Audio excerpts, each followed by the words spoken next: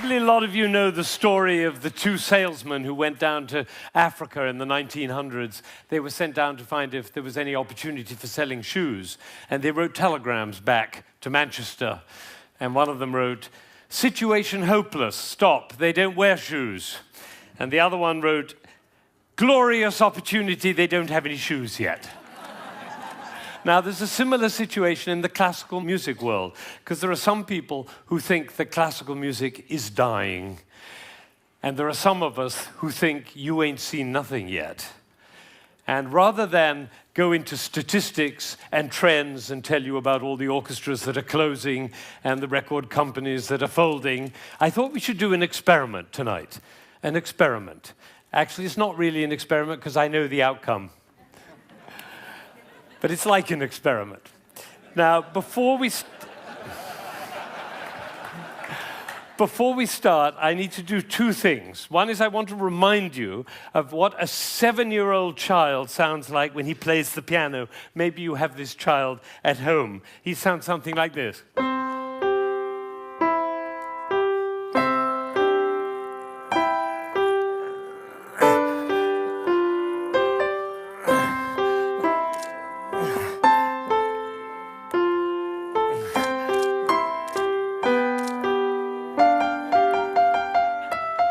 I see some of you recognize this child. Now, if he practices for a year and takes lessons, he's now 8 and he sounds like this. And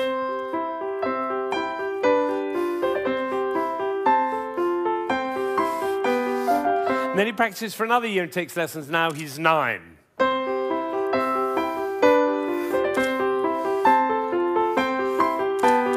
And then he practices for another year and takes lessons, now he's 10.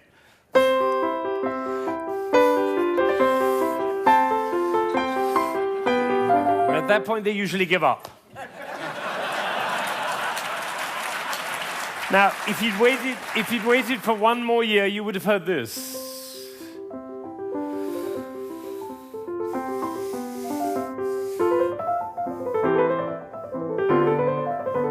Now, what happened was not maybe what you thought, which was he suddenly became passionate, engaged, involved, got a new teacher, he hit puberty, or whatever it is. What actually happened was the impulses were reduced. You see, the first time he was playing with an impulse on every note. And the second, with an impulse every other note. You can see it by looking at my head. The 9-year-old put an impulse on every 4 notes. And the 10-year-old on every 8 notes. And the 11-year-old, one impulse on the whole phrase. I don't know how we got into this position. I didn't say I'm going to move my shoulder over, move my body. No, the music pushed me over, which is why I call it one buttock playing. Can be the other buttock. You know, a gentleman was once watching a presentation I was doing, and I was working with a young pianist. He was the president of a corporation in Ohio. And I was working with this young pianist, and I said, the trouble with you is you're a 2-buttock player. You should be a 1-buttock player. And I moved his body like that while he was playing. Suddenly the music took off. Took flight. There was a gasp in the audience when they heard the difference. And then I got a letter from this gentleman. He said, I was so moved, I went back and I transformed my entire company into a 1-buttock company. Now, the other thing I want to do is to tell you about you. There are 1,600 people, I believe. My estimation is that probably 45 of you are absolutely passionate about classical music. You adore classical music. Your FM is always on that classical dial, and you have CDs in your car, and you go to the symphony, and your children are playing instruments. You can't imagine your life without classical music. That's the first group. It's quite a small group. Then there's another group, bigger group. These are the people who don't mind classical music. You know, you come home from a long day and you take a glass of wine and you put your feet up, a little Vivaldi in the background doesn't do any harm. Right? That's the second group. Now comes the third group. These are the people who never listen to classical music. It's just simply not part of your life. You might hear it like secondhand smoke at the airport, but and maybe a little bit of a march from Aida when you come into the hall, but otherwise you never hear it. That's probably the largest group of all. And then there's a very small group. These are the people who think they're tone deaf. Amazing number of people think they're tone deaf. Actually, I hear a lot, my husband is tone deaf. Actually, you cannot be tone deaf. Nobody is tone deaf. If you were tone deaf, you couldn't change the gears on your car in a stick-shift car. You couldn't tell the difference between somebody from Texas and somebody from Rome. And the telephone. If your mother calls on their miserable telephone, she calls and says hello. You not only know who it is, you know what mood she's in. You have a fantastic ear. Everybody has a fantastic ear. So nobody is tone deaf. But I tell you what, it doesn't work for me to go on with this thing with such a wide gulf between those who understand, love, and passionate about classical music and those who have no relationship to it at all. The tone-deaf people, they're no longer here. But even between those three categories, it's too wide a gulf. So I'm not going to go on until every single person in this room, downstairs and in Aspen, and everybody else looking, will come to love and understand classical music. So that's what we're going to do. Now, you notice that there is not the slightest doubt in my mind that this is going to work, if you look at my face, right? It's one of the characteristics of a leader that he not doubt for one moment the capacity of the people he's leading to realize whatever he's dreaming. Imagine if Martin Luther King had said, "I have a dream." Of course, I'm not sure they'll be up to it. All right, so I'm going to take a piece of Chopin. This is a beautiful prelude by Chopin. Some of you will know it.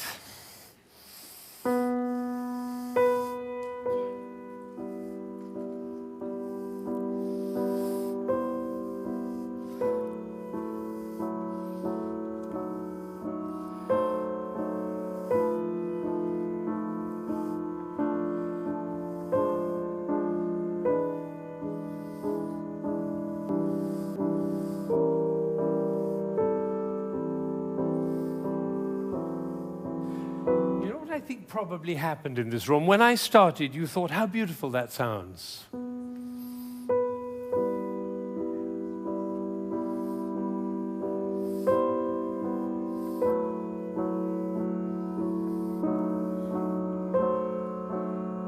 I don't think we should go to the same place for our summer holidays next year.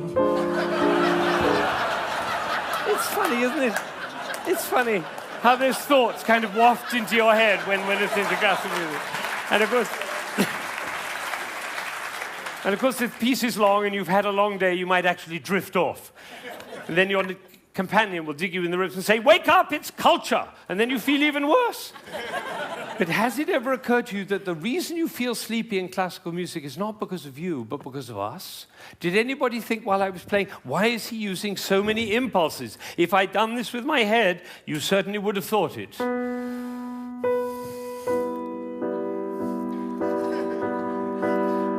And for the rest of your life, every time you hear classical music, you'll always be able to know if you hear those impulses.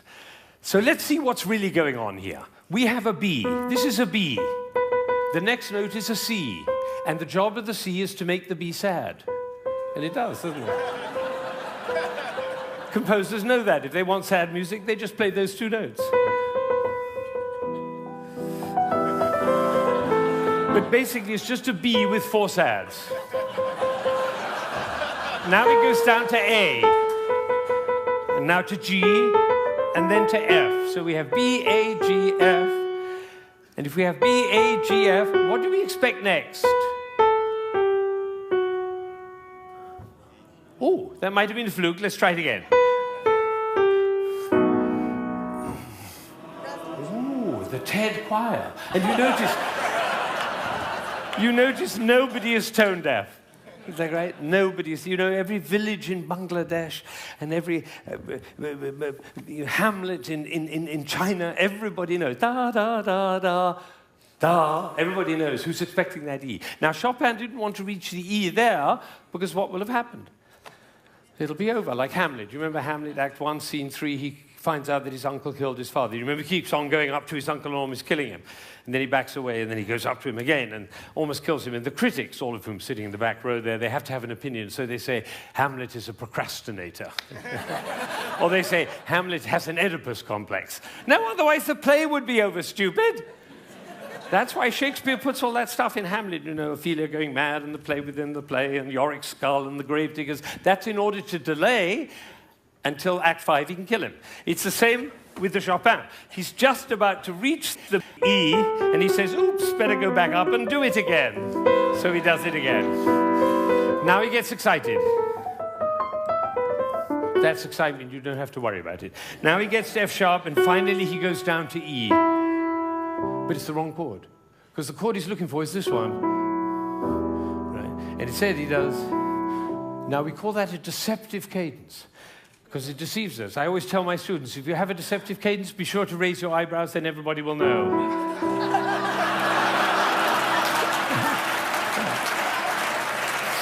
All right. So he gets to E, but it's the wrong chord. Now he tries E again. That chord doesn't work. Now he tries E again. That chord doesn't work. Now he tries E again. That doesn't work. And then finally, there was a gentleman in the front row who went, like that. It was the same gesture he makes when he comes home after a long day, turns off the key in his car and says, I'm home. Because we all know where home is. So this is a piece which goes from away to home. And I'm going to play it all the way through, and you're going to follow. B, C, B, C, B, C, B, D, down to A, down to G, down to F, almost goes to E, but otherwise the play would be over. Goes back up to B, gets very excited, goes to F sharp, goes to E, it's the wrong chord, it's the wrong chord, it's the wrong chord, and finally goes to E, and it's home. And what you're going to see is one buttock playing. Because for me to join the B to the E, I have to stop thinking about every single note along the way and start thinking about the long, long line from B to E. Right? You know, we were just in South Africa, and you can't go to South Africa without thinking of Mandela in jail for 27 years. What was he thinking about? Lunch? No, he was thinking about the vision for South Africa and for human beings. That's what cares. This is about vision. This is about the long line, like the bird who flies over the field and doesn't care about the fences underneath, all right? So now you're going to follow the line all the way from B to E. And I have one last request before I play this piece all the way through. Would you think of somebody who you adore who's no longer there? A beloved grandmother, a lover, somebody in your life who you love with all your heart, but that person is no longer with you. Bring that person into your mind, and at the same time, follow the line all the way from B to E, and you'll hear everything that Chopin had to say.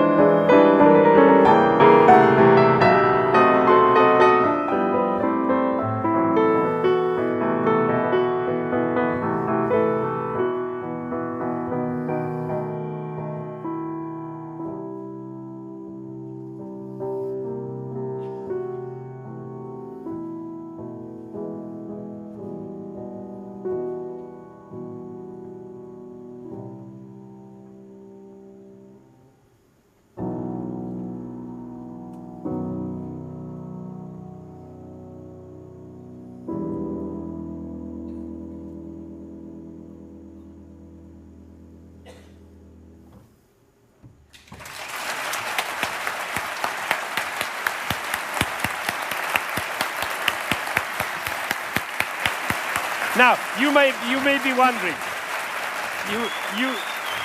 you may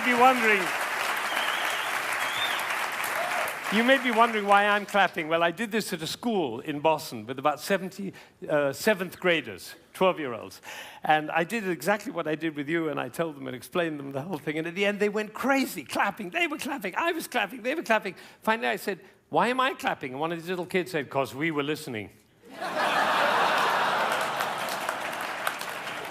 Think of it, 1,600 people, busy people, involved in all sorts of different things, listening, understanding, and being moved by a piece by Chopin.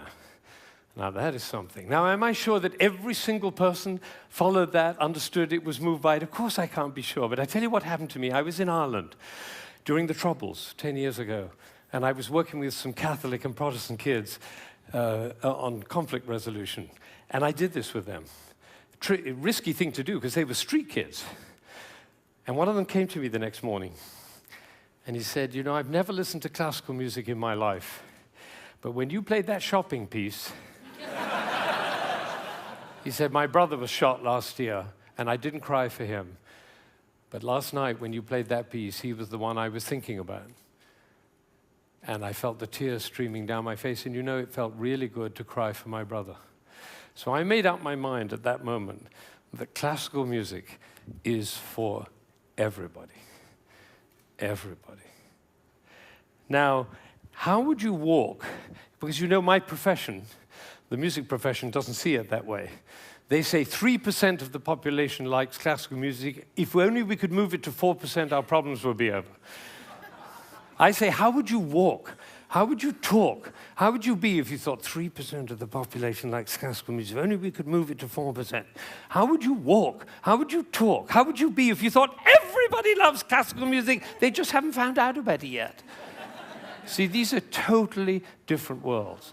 Now, I had an amazing experience. I was 45 years old. I'd been conducting for 20 years, and I suddenly had a realization. The conductor of an orchestra doesn't make a sound. My picture appears on the front of the CD. But the conductor doesn't make a sound. He depends for his power on his ability to make other people powerful. And that changed everything for me. It was totally life-changing. People in my orchestra came up to me and said, Ben, what happened? That's what happened. I realized my job was to awaken possibility in other people. And of course, I wanted to know whether I was doing that. And you know how you find out? You look at their eyes. If their eyes are shining, you know you're doing it. You could light up a village with this guy's eyes. Right, so if the eyes are shining, you know you're doing it. If the eyes are not shining, you get to ask a question. And this is the question. Who am I being that my player's eyes are not shining? We can do that with our children too. Who am I being that my children's eyes are not shining? That's a totally different world. Now, we're all about to end this magical on the mountain week, and we're going back into the world. And I say it's appropriate for us to ask the question, who are we being as we go back out into the world? And you know, I have a definition of success. For me, it's very simple. It's not about wealth and fame and power. It's about how many shining eyes I have around me. So now I have one last thought, which is that it really makes a difference what we say, the words that come out of our mouth. I learned this from a woman who survived Auschwitz, one of the rare survivors. She went to Auschwitz when she was 15 years old, and her brother was 8, and the parents were lost. And she told me this. She said, we were in the train going to Auschwitz, and I looked down and I saw my brother's shoes were missing. And I said, why are you so stupid? Can't you keep your things together, for goodness sake? The way an elder sister might speak to a younger brother. Unfortunately, it was the last thing she ever said to him, because she never saw him again. He did not survive. And so when she came out of Auschwitz, she made a vow. She told me this. She said, I walked out of Auschwitz into life, and I made a vow. And the vow was, I will never say anything that couldn't stand as the last thing I ever say. Now, can we do that? No, and we'll make ourselves wrong and others wrong. But it is a possibility to live into. Thank you.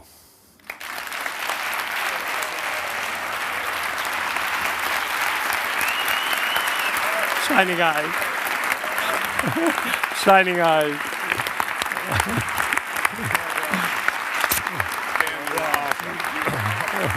Thank you. Thank you.